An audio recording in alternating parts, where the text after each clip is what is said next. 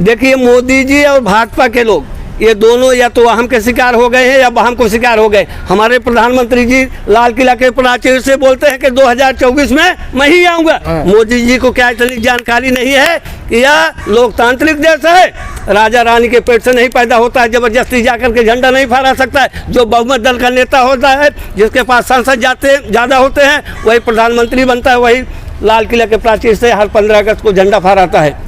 मोदी जी कहते हैं कि हम फहराएंगे, जो बहुमत दल का नेता होगा प्रधानमंत्री बनेगा। अगर ऐसा होता तो कर लेते।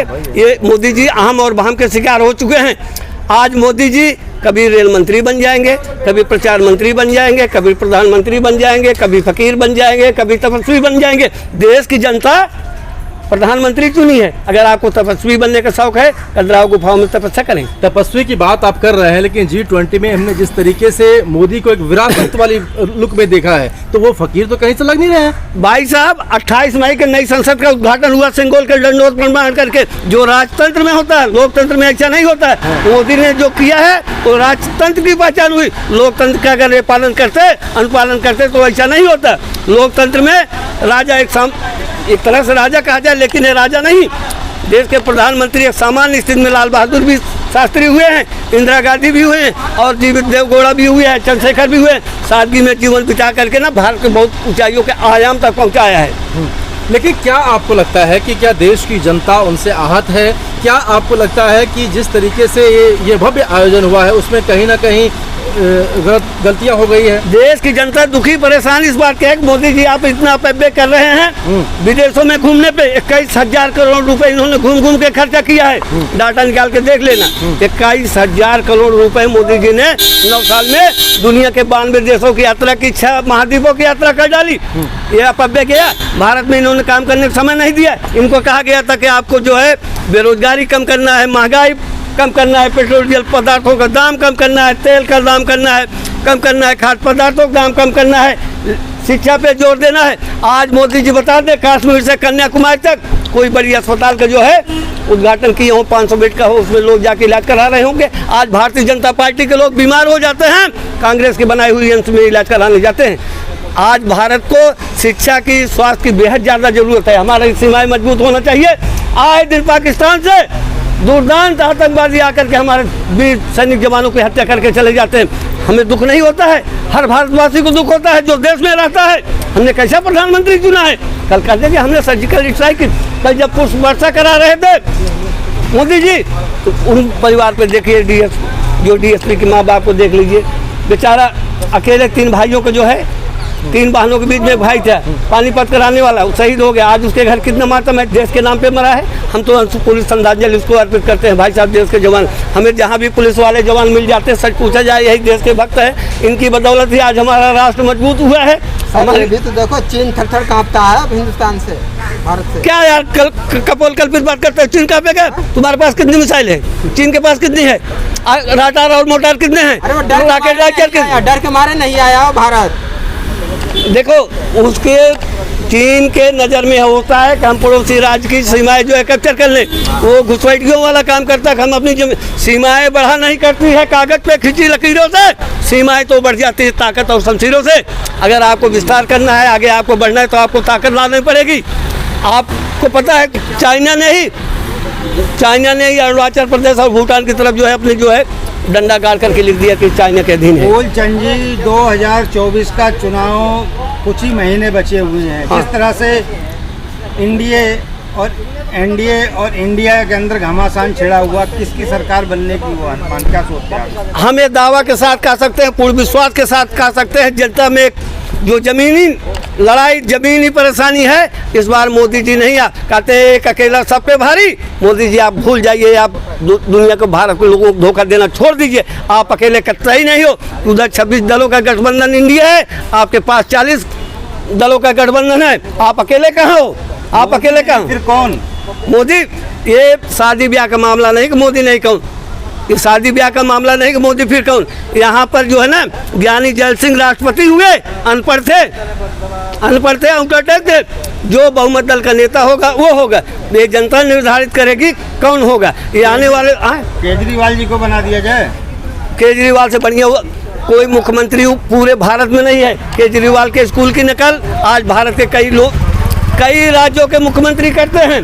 केजरीवाल के अस्पताल की नकल भारत के कोई मुख्यमंत्री आप बता दीजिए जो केजरीवाल से बढ़िया किसी राज्य में अस्पताल बनवाया हो। केजरीवाल ये नहीं कहते one nation one election, Kejriwal कहते हैं वन नेशन वन एजुकेशन। ठीक है, केजरीवाल के काम ऐसे हैं कि उनकी गौरव गाथा, उनका परिणाम जो है विदेशों के लोग भी आकर के देखते हैं कि किस तरह से भब किया। अभी पंजाब में केजरीवाल ने एक अच्छा स्कूल बनवाया है जिसमें भाई साहब 85,000 बच्चों का दाखिला हुआ है, 1 करोड़ आवेदन फार्म आए हैं। ऐसा स्कूल अभी कहीं नहीं। प्राइवेट स्कूल जो है बंद हो जाएंगे ऐसी कंडीशन में। लोग सोचते हैं कि हम अपने अच्छे गरीब से गरीब आदमी अपने बच्चों को अच्छे स्कूल में शिक्षा देना चाहता है और अपने बच्चों को अच्छी अस्पताल में इलाज कराना चाहिए था। देश में पढ़ाई सिंचाई दवाई मुफ्त होनी चाहिए, ये नहीं पेट्रोल का दाम बढ़ा के लूट लो।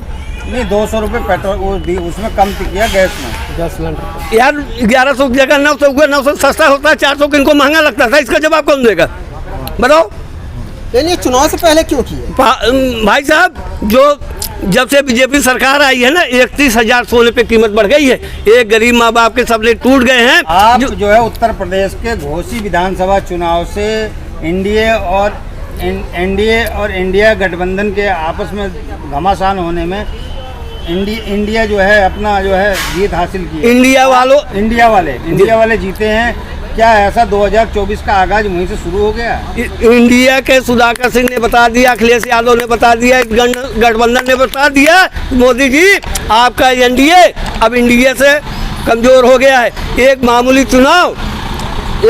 चुनाव घोसी का उपचुनाव विधानसभा का नहीं जीत सके, जबकि इन्हीं की पार्टी की जो है दिवाकर दारा सिंह थे।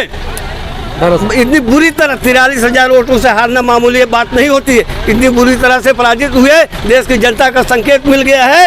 अब मोदी का गठबंधन भारतीय जनता पार्टी एनडीए नस्तनाबूत है। तभी तो कहा जा रहा है कि इंडिया में सभी भ्रष्टाचारियों का एक जमावड़ा है और सभी भ्रष्टाचारी एक होकर उन्होंने इंडिया को बदनाम कर रहे हैं। वो लोग ऐसा कह रहे हैं इंडिया शब्द नहीं लगाना चाहिए। जो बदनाम कर रहा है उसे बता देना। भ्रष्टाचारी जो है भाजपा में 70,000 करोड़ के घोटाले की जो है बात करते हुए मध्य प्रदेश में करते हैं। महाराष्ट्र में सिंधे परिवार को ले आकर के उप मुख्यमंत्री बना देते हैं। भ्रष्टाचारी तो भाजपा में है। अगर आप बलात्कारी हो, आप दुराचारी हो, भ्रष्टाचारी हो, भाजपा वॉशिंग मशीन भाजपा में चले जाइए, वो अपने वॉशिंग मशीन में डाल करके इसे धुल देगी कि आप पावन पवित्र हो जाएंगे गंगा जैसे। वो तो कह रहे हैं कि भारत के विकास में जो भी इसके सारथी बनना चाहे उनका स्वागत है यहाँ पर, लेकिन वो पहले वाली नीति नहीं चलेगी। चलेगी यहाँ पे सच्चाई और स्वच्छता।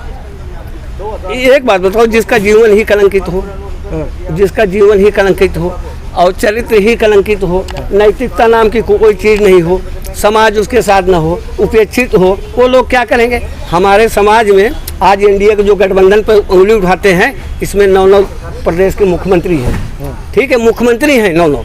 ऐसी स्थिति में मोदी जी और नड्डा साहब, अमित शाह अपने आप को कमजोर और लाचार महसूस कर रहे हैं। आपने आकलन नहीं लगाया? जैसे इन्होंने अपने गठबंधन का नाम इंडिया रखा, वैसे घबराहट हो गई कि इंडिया को ही हटा दिया जाए। अब भारत बोला जाए। भारत नाम तो है ही है भाई, इंडिया नाम तो है ही है। अगर इसको बदलने की कोशिश करेंगे तो विश्वास करें तीसरी नोटबंदी आ जाएगी। इसलिए रिजर्व बैंक ऑफ इंडिया नोटों पर लिखा गया, government of India, state bank of India, तो एक नोटबंदी करना पड़ेगा ना। तो एक अनुराग ठाकुर तो ये कह रहे हैं कि भाई इन लोग को डर किस बात का है? हमने सिर्फ भारत यहाँ पे लिखा था, भारत को हम मतलब पुरानी वाली जो सभ्यता उसको हम फिर से वापस ला रहे हैं। इनमें इनको डर किस? इंडिया दैट इज भारत, संविधान के कॉन्स्टिट्यूशन 1 में लिखा गया है। तो ये डर है, ये लोग नहीं है, डर तो ये लोग गए हैं। होगा भारत दैट इज इंडिया, इसमें क्या दिक्कत है? तो वो एक बात एक ही तब रह जाएगी ना। अगर इंडिया हटा देंगे तो भारत भी बचेगा, तब नहीं होगा। ये इसका अनुमोदन तो मुख्यमंत्री मुलायम सिंह यादव 2004 में ही किया था। लेकिन यही भारतीय जनता पार्टी वालों ने विरोध किया था। ये लोग तब नहीं। अगर ये लोग कुछ कहें तो गलत कहें तो सही है, अगर कोई सही बात कहे तो गलत है। भारतीय जनता पार्टी की पॉलिसी होती है। लेकिन जिस तरीके से भारतीय जनता पार्टी की सरकार है और वो चुन चुन के भ्रष्टाचारियों पर ईडी और सीबीआई का दबाव बना करके वहाँ से पैसे जो है वो राजस्व में डाल रहे हैं, इस पर क्या कुछ कहना चाहेंगे आप? भाई साहब एक बात बताओ, डर बिना न माना जलद गए 3 दिन बीत, डर बस तो आदमी मौत के डर से न जाने क्या क्या करने के लिए डर। अगर आज लोग चले जा रहे हैं ना, हर आदमी फूलचंद नहीं हो सकेगा, सबको चरण चुम्बन की भाषा आ जाएगी, स्वाभिमान गिरा देंगे, आत्मसम्मान भूल जाएंगे कि हम कहाँ गलत है कहाँ सही है, हमें क्या करना चाहिए। डर बस जो है कर रहे हैं कि हमें ईडी उठा ले जाएगी, हमें सीबीआई उठा ले जाएगी, हमें पुलिस उठा ले जाए। अरे ले जाते हो ले जाओ। क्रांतिकारी ऐसे भी हैं देश के नाम पे मर गए हैं, जवान ऐसे भी हैं देश के नाम पे मर गए। अरे बोलो तो सच बोलो, चाहे आग हो चाहे गोला हो। लेकिन जिस तरीके से हेमंत बिश्व शर्मा रोज कुछ ना कुछ एक नया सुगुफा छोड़ते हैं, वैसे में जब राहुल गांधी उनके सामने राहुल गांधी की बात होती है तो वो कहते हैं कि उनमें क्या चीज सीखने वाली बात क्या है, क्या सिखाया जाए उनसे जिनको शुद्ध बोलना नहीं आ रहा है। बिल्कुल सही बात है ना, ये बहुधर्मों का देश है, बहुभाषा का देश है, लोग अपने अपने थिंकिंग के भाव से बोलते रहते हैं। अब हमारा काम है टिप्पणी करना, हम अपने तरफ से रीजनिंग से उनको कहेंगे, वो अपने कहेंगे ना। अब लोग लेते किस भाव से क्या तरीका है, ठीक है, वो भावना उनकी क्या है, वो सोचने को उनकी आइडिया क्या है। ठीक है।